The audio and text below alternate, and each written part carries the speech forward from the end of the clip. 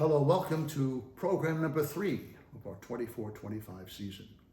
It's a program of music by Jennifer Higdon, Maurice Ravel, and Piotr Ilyich Tchaikovsky.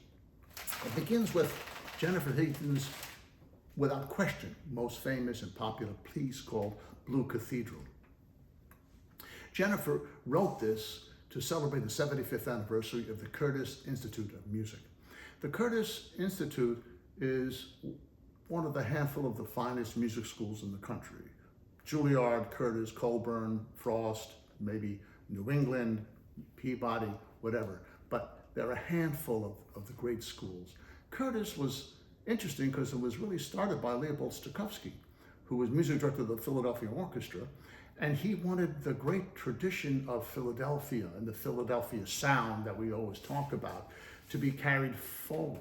And he felt the way to do that is to take the great players from the Philadelphia Orchestra, and others obviously, and teach at the Curtis. And then for many, many years, everyone that got into the Philadelphia Orchestra came from Curtis. In fact, Philadelphia was one of the last orchestras to have what they called local auditions.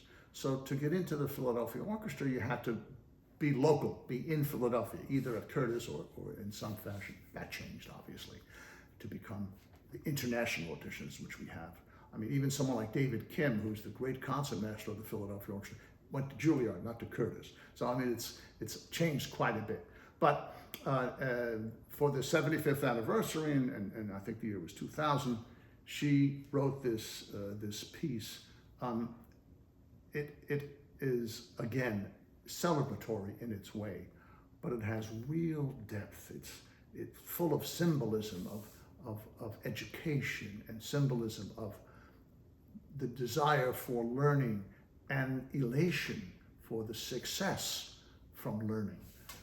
It's no wonder it's so successful. Again, played by probably every major orchestra in the country, if not the world. Now, as an aside, hopefully in future seasons we'll do this, but Jennifer is now writing a concerto for our son Julian.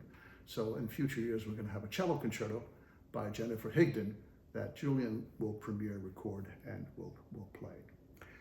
Next on the program, Jean-Yves Thibaudet is a soloist in the Ravel Piano Concerto. Thibaudet I first knew as a winner of Young Concert Artists competition in New York. I was involved with Young Concert Artists as a youngster, as one of their winners, and I've judged many of the competitions. He's also, it's unusual, but he's been the artist in residence with the Boston Symphony, the Seattle Symphony, and at the Colburn School in Los Angeles. One of the great pianists of our time. The Ravel is a different kind of concerto from Brahms, Dvorak, Beethoven. Those major concertos were more of an equal partnership between the orchestra and the soloist. So, for example, we talked about Dvorak Cello Concerto. We could talk about the Brahms in the same way. It begins with a long tutti, a long section for the orchestra alone. So the orchestra has a real important place. Then the soloist comes in, and then there's the interaction between the both, and usually there's a cadenza, and then we move to the second movement. Ravel thought of the concerto in a very different way. He wasn't looking for an integrated orchestra soloist kind of symphonic way. He wanted it to be a little, maybe not quite as intense as as Brahms and Dvorak.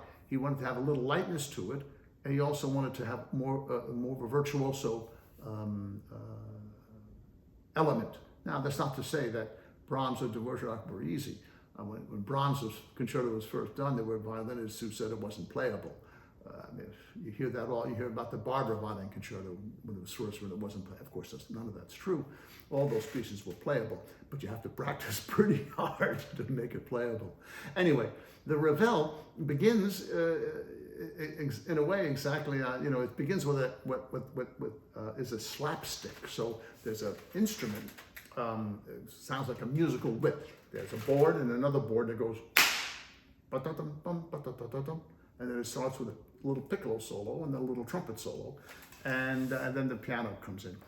Interesting, Ravel was influenced by jazz, and you'll hear lots of little jazz influences in all three movements.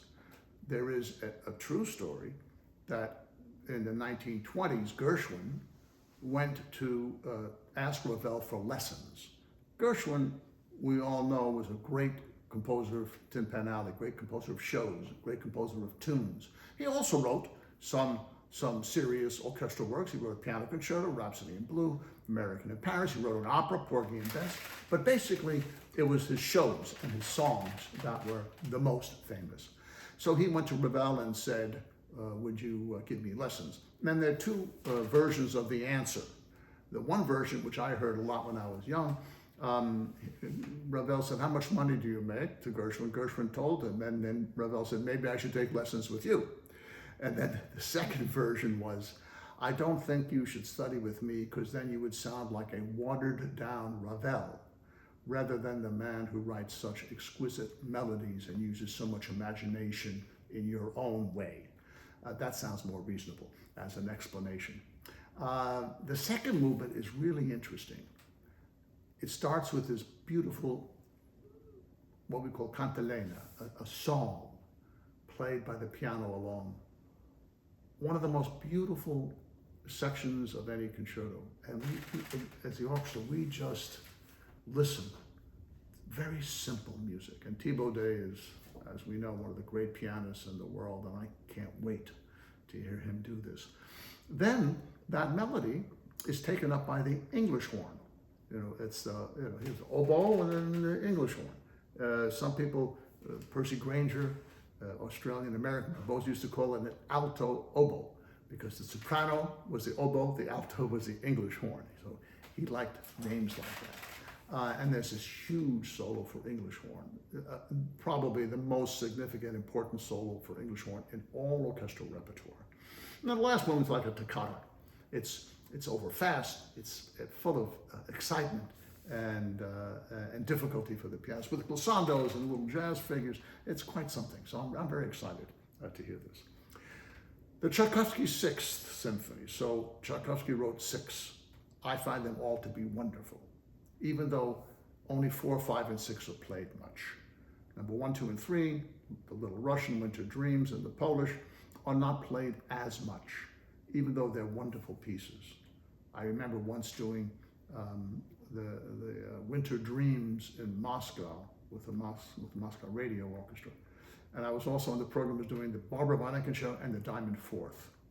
You'd think that the Moscow, this is 1989, the Moscow Radio would have the Tchaikovsky completely under their belt, and the Barber and the Diamond they would be afraid of. The opposite. They really practiced the Barber and really practiced the Diamond, and they played it like an American orchestra. It was phenomenal. The Winter Dreams, they didn't know it, they didn't take it seriously, they didn't practice it, and I had to spend most of my rehearsal teaching them because the fact that those last 3 symphonies are played the most, it's true here and it's true there, it's true everywhere. Anyway, interesting. The 4th symphony was very programmatic. What does that mean? It means that there's a story. There's a story that Tchaikovsky walks us through. It's not important because it is abstract music, but there is a story of fate and passion. The 5th symphony similarly has a story, not quite as detailed as the 4th. The 6th does not have a story. When you hear it, you can make up the story as you go along. But his brother, Modest Tchaikovsky, named it the Pathétique. Pathétique means impressioned suffering. It is a very deep, remarkable piece, very beautiful. Now, we talked about scherzos. Remember in 3, whether it's a minuet or a scherzo, and in the case of Dvorak, it was in 6, it was 2, 2, 2, or 3 and 3, and so forth. Now, the dance movement, the scherzo movement, let's call it, and this Tchaikovsky 6th is in 5. So music is usually in 2, 3, or 4. A march is in 2. A waltz is in 3. 4 is a subdivision of 2. It can be almost anything. But again, if you don't mind my voice, 1, 2, 3, 4, 5. 1, 2, 3, 4. 1, 2, 3, 4, 5. Dum ba dum ba dum da da dee da da. to 1, 2, 3, 4, 5, 1, 2, 3, 4, 5, right? So it's in 5.